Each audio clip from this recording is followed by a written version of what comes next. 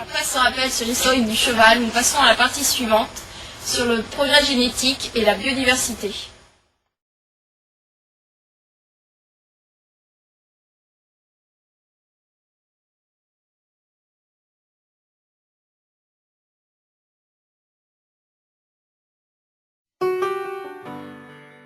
Pour obtenir un cheval de qualité correspondant aux attentes de la discipline choisie, il est indispensable de choisir les origines du futur poulain.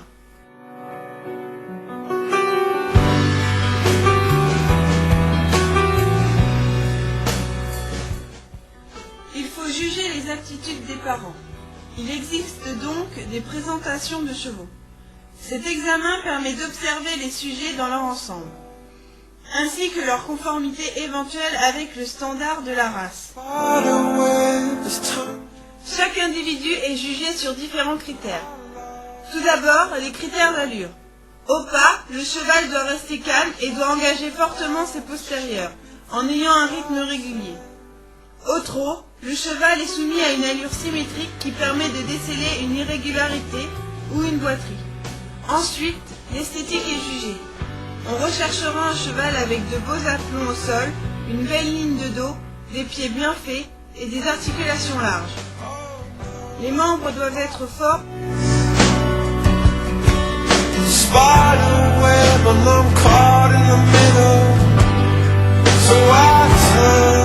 avec des aplombs verticaux.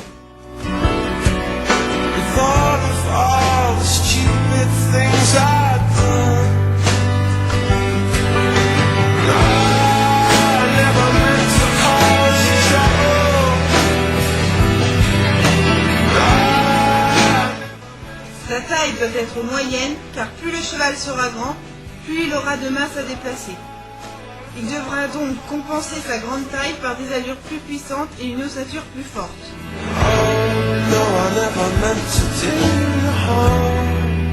Les pieds doivent être forts et de taille moyenne.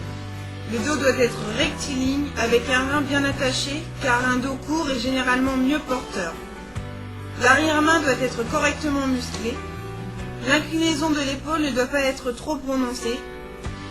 La couleur de la robe peut aussi influencer le choix de tel ou tel animal.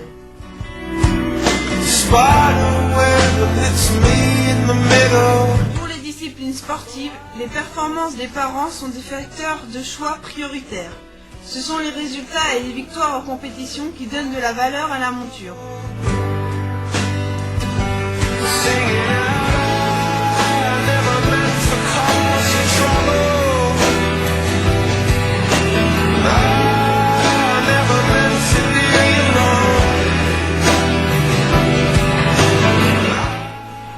On doit également faire attention aux maladies héréditaires à risque pour le futur poulain, telles que le cornage chronique, qui correspond à une paralysie de la partie gauche du larynx en rapport avec une lésion du nerf. Cette maladie provoque des infections microbactériennes et entraîne des complications de grippe. Cette sélection parentale est à la fois favorable et défavorable à la biodiversité. En effet, les critères de sélection ne sont pas accessibles à tous les individus, ce qui peut entraîner une disparition de certaines races. Toutefois, la sélection permet de diminuer le nombre de maladies héréditaires, favorisant ainsi la sélection naturelle.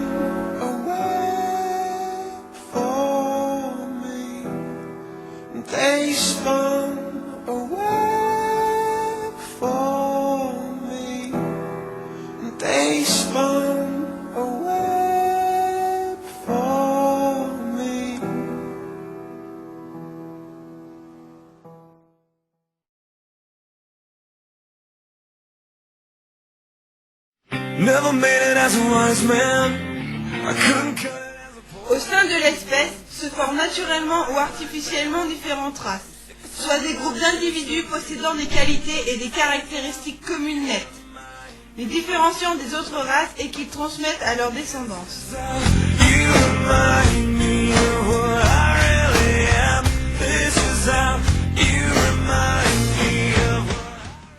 Les races naturelles se forment par sélection naturelle. en fonction de laquelle ne réussissent à survivre que les sujets aptes à s'adapter à un milieu déterminé et à transmettre à leur descendance leur caractère particulier.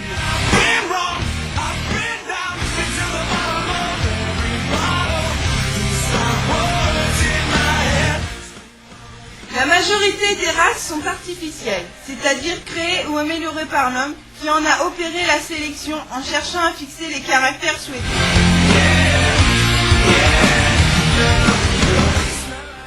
La sélection artificielle est donc fondée sur le croisement, l'accouplement entre sujets de races différentes, ou le métissage, accouplement des individus les plus aptes issus de croisement, le métis. Le choix des reproducteurs se fonde sur les caractéristiques morphologiques ou fonctionnelles. Parfois, la sélection fonctionnelle domine et les caractères morphologiques apparaîtront moins nettement définis et variables.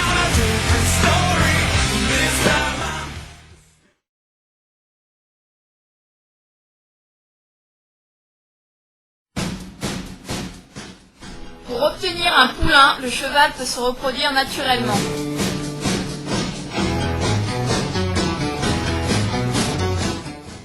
Cette technique est de moins en moins utilisée car elle peut entraîner des blessures sur l'étalon, la jument ou l'étalonnier.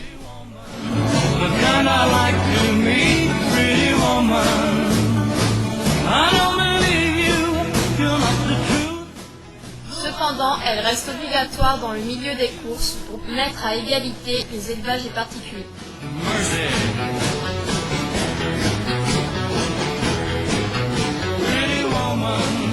Won't you pardon me, pretty woman?